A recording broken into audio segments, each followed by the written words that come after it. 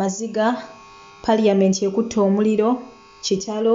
afiiridde mu nnyanja so ng'ate bakadaama baweereddwa amagezi kale ago n'agasingawo g'oba olindirira mu bujjuvu.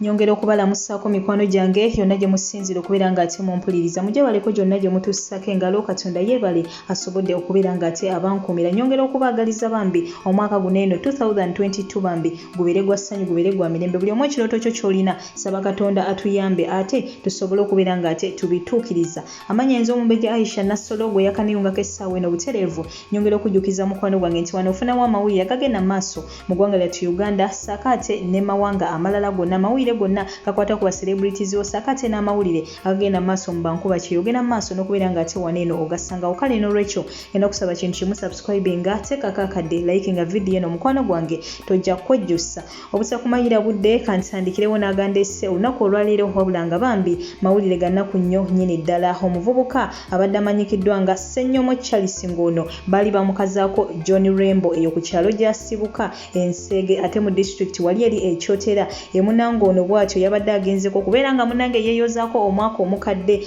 bwatyo ne yeesimattula ku banne n'agenda mu nnyanja asobole okubeera ng'ate munange anaabako ye ng'agamba ti agenze kubeera ng'ate anaabako omwaka omukadde bwatyo ono bambi gye yafiiridde mu nnyanja era omulambo gwe gwasoose ne gubula okumala essaawa nga 2 then oluvannyuma ne gumala ne gubbulukuka. Tusaba omwoyo gwe Katonda guumuze emirembe agulamuze ekisa agumye emitima abakuba b'enganda ssaako ate n'ab'emikwano ffenna ly'ekkubo ekitwawula oli mukwano gwange ku ssooka y'omu ne wabula nga ngenda basaba mikwano gyange tubeere beegendereza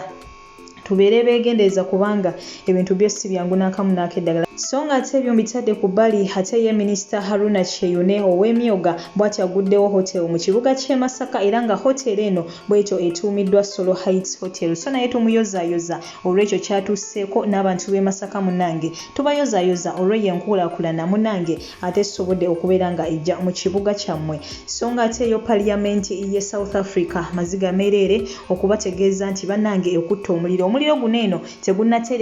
tegunnategerekeka ku kiko guvudde wabula ng'eyeetaze video eno osobola okubeera nga togisanga ku page yange ey'Omumbejja Aisha Nassolo the news anchor nakugamba nti mukwano gwange si nti buli kimu ku YouTube kuno eno kigenda ku kati video ng'eyeraga ekizimbe kyonna nga kikutta omuliro tosobola kubeera ng'ate ogiteekawo wano eno n'ebifaananyi eby'omu mikwano gyange babigaana ebiraga ddala ng'ekintu kikutta omuliro kale ka video akeetaaze sobola kubeera nga ngateekamu eno video wabula osobola okasanga ku page y'Omumbejja Aisha Nassolo the news anchor butereevu ojja kuba okasangayo ku Facebook omukwano gwange wabula nga tekinnategerekeka muliro guno kwe guvudde ssaako ate n'abantu abalumiziddwa nabo omuwendo gwabwe tegunnategerekeka naye nga ngenda kuba amawulire gonna gana bagavuddeyo omukwano gwange nga kutuusaako yeetowulira ebiri e South Africa n'ogamba akasita biri South Africa ky'omanya nti kasitowulira nti Africa emunange naffe ffenna kiba kituzingiramu kubanga amawanga gano eno gakolagana mu ngeri emu oba endala mukwano gwange so nga tengenda kuba nkusiibula essaawa eno ngenda kulekerako ka video kano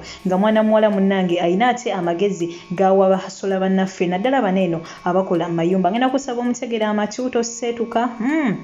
mu bingi byayogedde mukwano gwange engombo yaffe wano eri nti eat the meat and throw the bones kale mu bingi byayogedde gwelondamu ebikugasa ebitakugasa mukwano gwange bisuule wabbali mbagala nnyo mbagalira ddala sigadde nze Omumbejja Aisha Nassolo toseetuka kubanga ekyamazima essaawa eno yennyini ngenda kuba tenkomawo n'amawulire amalala mangi nnyo mangi ddala subscribing awo batonnaba teekako akadde likinga video eno woba ogyagadde abankuumire.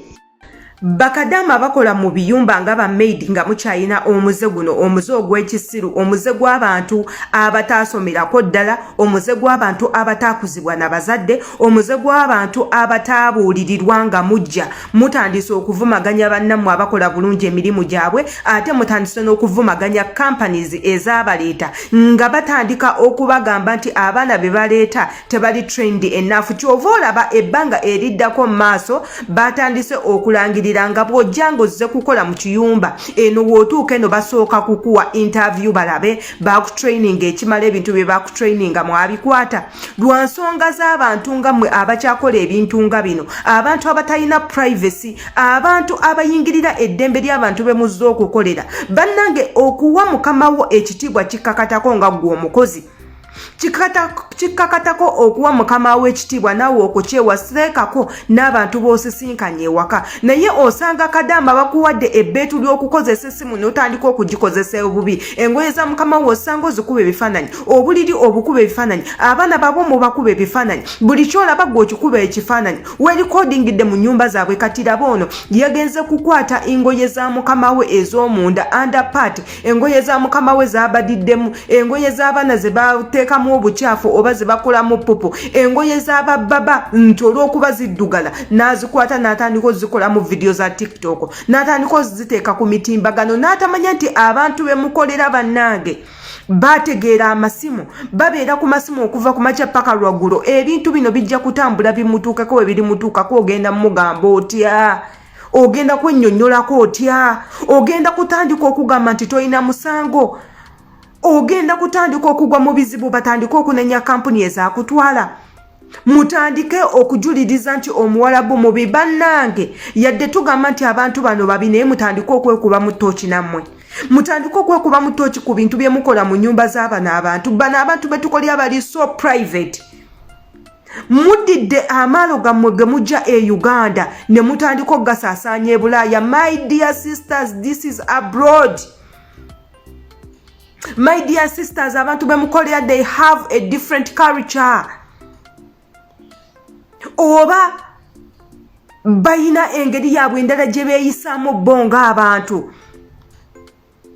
Kyova olaba babika feesi zaabwe obutabalaba ebintu byabwe birina abantu abali specific abayina okubiraba nga ba mu nju naye gwe ovudde eri ojja omantala otandise okukuba buli kimu ekifaananyi underpart ogikuba ekifaananyi olw'okuba erimu omusaayi ogamba banno bakuwadde empale z'okwoza munda wagenda okufa e Uganda ng'okimanya oli maidi oli housemaid ozze kukola mirimu gyawaka okuli okwoza okugolola okulongoosa ennyumba n'ebintuntu ebirala era nokkiriza ku contract yo n'osayininga nti ogenda abidinga amateeka agali mu contract ogenda kukola ekyo kyonna kyonna ekikoleddwa mukamaawo kati gwe otuuka eno n'otandika okumenya agamu ku mateeka ge wateeka ku contract yo system basi kutegeera